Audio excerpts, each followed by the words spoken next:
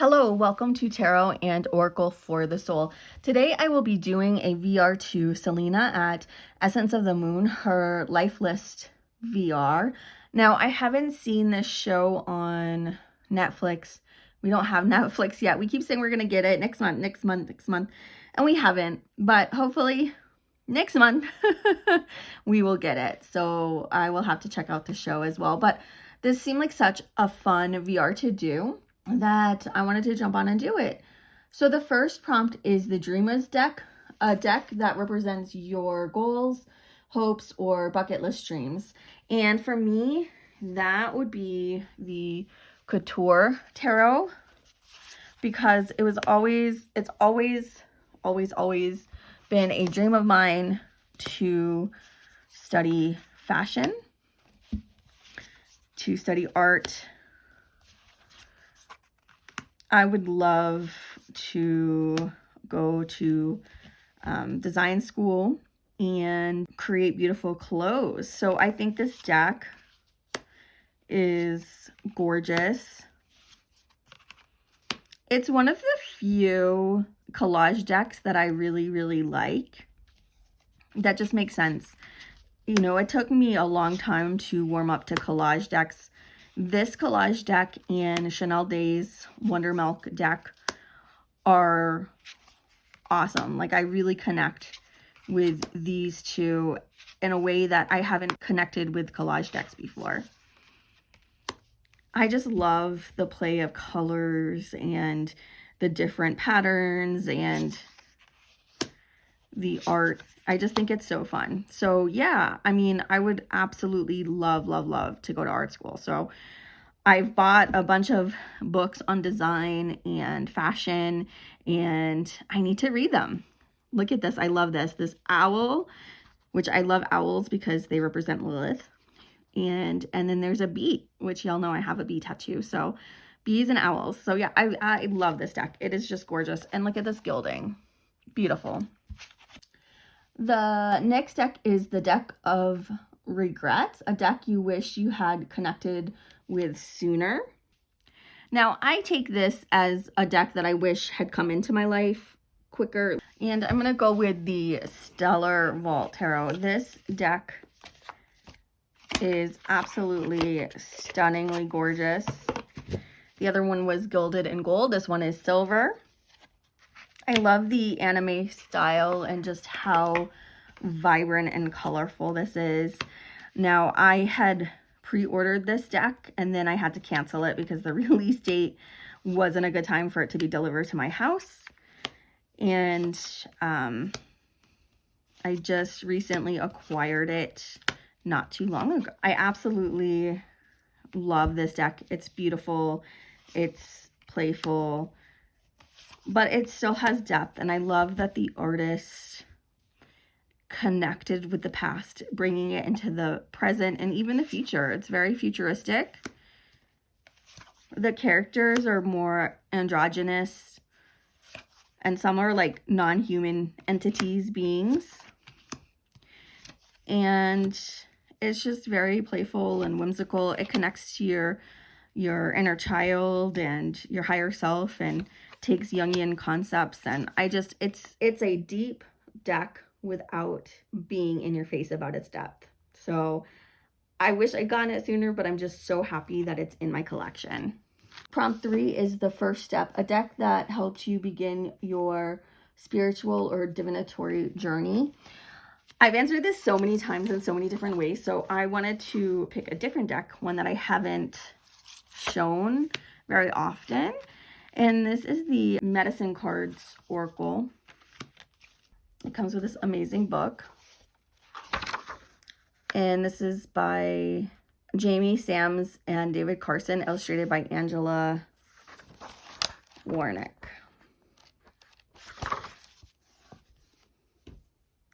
And this was one of the first decks, besides Doreen Virtue's Angel cards, that I purchased, because angels and animals are, you know, non-threatening, non-scary, and I love working with animals. So yeah, this was one of my first decks I purchased. I started my tarot journey with Oracle, and I am coming back around where in the middle of my tarot and Oracle journey, it was all about the Thoth and all about and collecting tarot, and then the Rider-Waite-Smith. And now I'm really getting back to working predominantly with oracles again. Oracle cards just hold a special place in my heart. That, yes, I love tarot, but Oracle, I don't know, it just, that's where my heart's at, is Oracle cards. Prompt 4, The Unexpected Companion, a deck that you didn't think you would love but surprised you. This is hands down the easiest response. It is Dante's Inferno. One of my viewers sent this to me in Happy Mail, and I thank her so much. This deck is not a deck I would have picked up for myself, but it is such a powerful, powerful deck. And it is confronting, and it's dark, and it's scary. And y'all, I love it. I love, love, love, love this deck. And it's so funny because when I worked at Jan Ross New Age Books and Gifts in Phoenix, I saw people like buying this deck, and I was like, what in the world? But now that I have it in my hands and I use it, I get it. I get it. Sometimes you need to work with this energy and bring up your fears from your subconscious and transmute them. So this deck, I would have never purchased for myself, but since it was a gift and I wanted to use it so I could give my honest opinion about it, I say, if you're on the fence, if you're thinking about this deck for shadow work, don't hesitate, buy it. It's amazing. The artwork is absolutely stunningly beautiful. Is it dark? Yes, absolutely. It's dark. It's confronting. It's terrifying. But it's worth working with. It's so good. Deck 5, the Deck of Courage, a deck that pushes you past fear and your fears and obstacles. So we're going to go with the tarot deck that started it all for me, which is the Thoth. This deck will always hold a special place in my heart. And anybody who's been watching my channel for a long time, y'all are probably sick of me talking about the Thoth, but I am a Thoth girly through and through. I absolutely love the artwork. I love the colors. I love that there's keywords here. And I love the depth and complexity of this deck.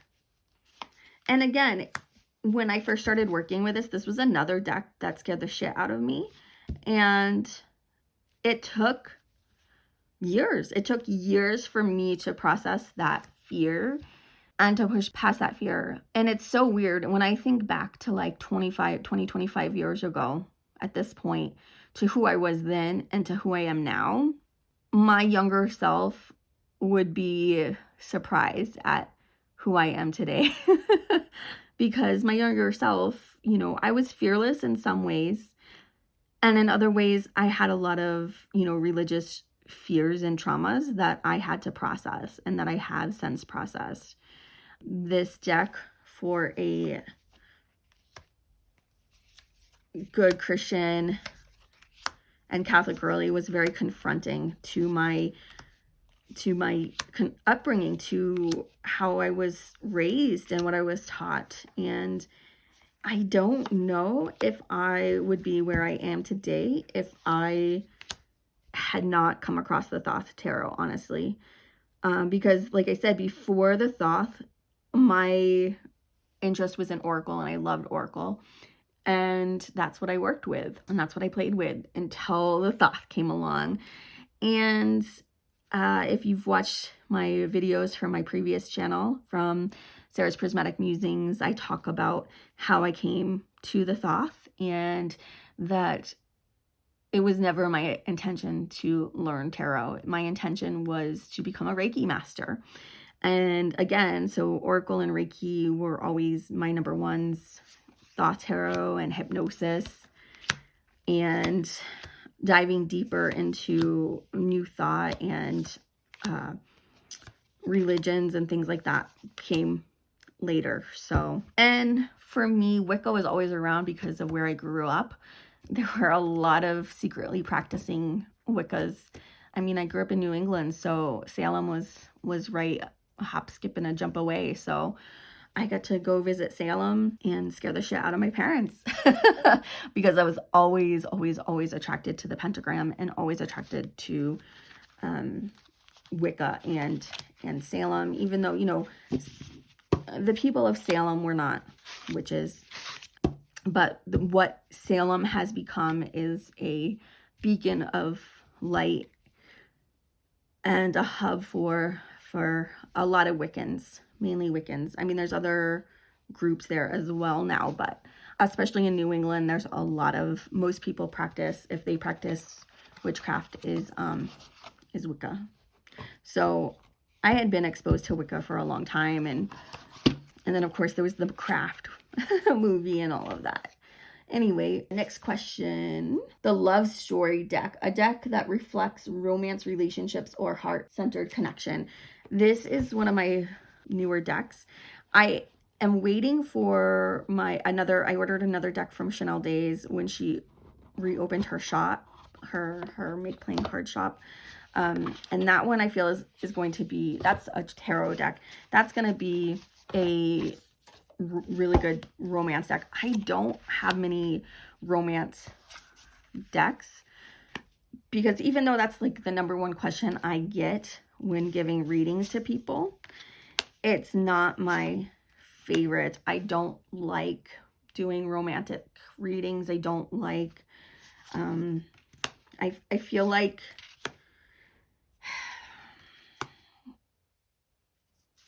there's so many better questions to ask than about love and romance. But I picked this up because I do love a good oracle deck, and like I said, most of my questions. So I do plan on using this deck soon at work, and I do think it's absolutely gorgeous. I love the artwork. I love the colors. And the deck I predominantly use is at work.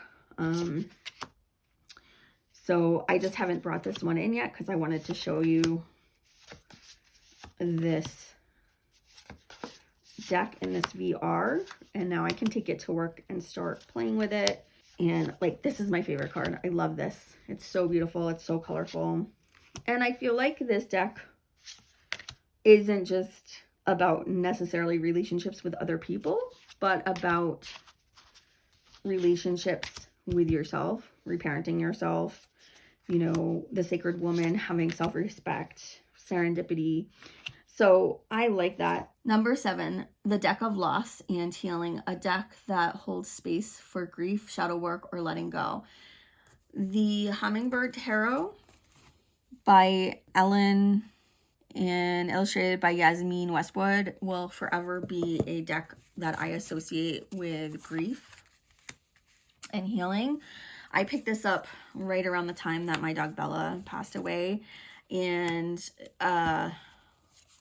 that her passing really, really hit me hard.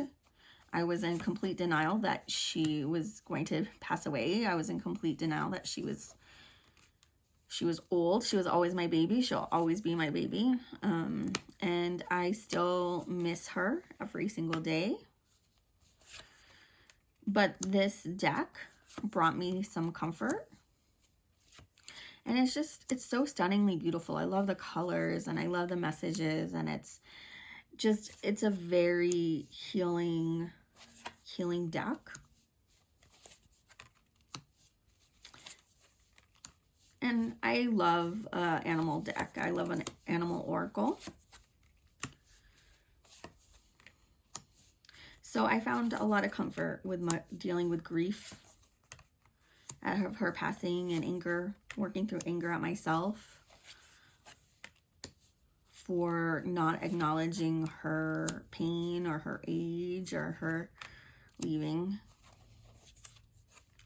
She passed away a week before her 15th birthday, and I wanted to at least celebrate her 15th. I was hoping she would make it, but her last few days were really, really tough.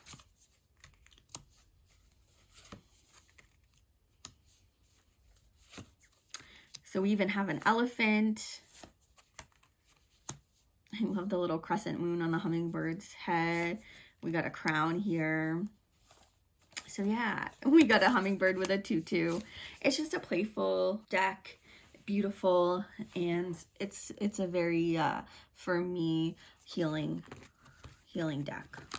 Prompt 8, the joyful deck, a deck that brings laughter, lightness, or reminds you to play. And for me, that would be the Adventure Tarot. This is by Elizabeth Sue, artwork by Jenny Chang.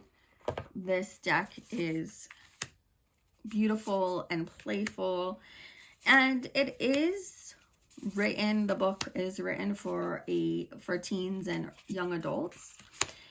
But you know what? This is like great for like inner child healing also, if you're older, or those of us who will never really transition out of that phase because we don't have children. I'm child-free, happily child-free by choice. So I remember being in my 20s, and one of my mentors, she talked about how she felt like she was still kind of a young adult in her 40s because she never had children. And I didn't really get that or understand that until now. I'm in my 40s, and I'm like, oh yeah, I get that. I get that, because there's a freedom that I have, that you have in your 20s, that, you know, it extends into my 40s, that other people don't have because I don't have children. And also because I live so far away from my own family and my in-laws that my husband and I get to travel, and we get to go out, and we get to pretty much do what we want all the time because we are child-free. So I like this deck because we love road trips. I thought about van life for a hot minute, but I am claustrophobic, so I don't think van life would be for me. But I do, like I said, I love a good road trip. It's so fun. I love exploring new places, new cultures, new foods, new people, making new friends. And this deck is also beautifully gilded in yellow. All right, the transformation deck. A deck that reflects your authentic growth and rebirth. And that would be the lovely Om Tarot by Dasharni Suku. And I absolutely adore this deck. I saw this deck first on Highly Sensitive Tarot's channel, and she influenced me to purchase this deck, and I am not disappointed. This is one of my favorite decks of all time. It's watercolor, and the artist is from New Mexico. I purchased this off Etsy at the beginning of the year, and it's just such a beautiful deck, and I connect with it so deeply. I love watercolor. And I love the Hindu gods and goddesses.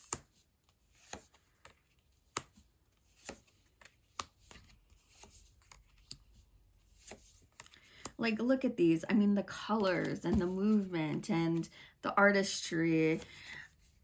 You know, sometimes you buy an artist deck and they're beautiful, but there's really no substance. This deck has everything: beauty, substance, depth. The book is amazing. This is professional quality,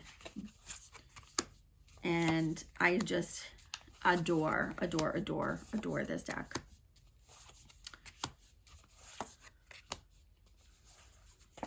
And the guidebook, and just, it's wonderful. Oh, look at this Four of Wands. I mean, look at her dress and the music, and you still have the poles here, the wands, right? But her movement and the fire and the musicians and the rainbow, and oh, it's so beautiful. You even have mermaids in here. Another mermaid. Like, I love this deck.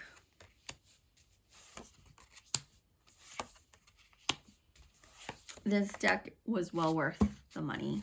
The final question is the legacy deck, and that would be, now this deck is my husband's deck. This is his Alien Lenormand.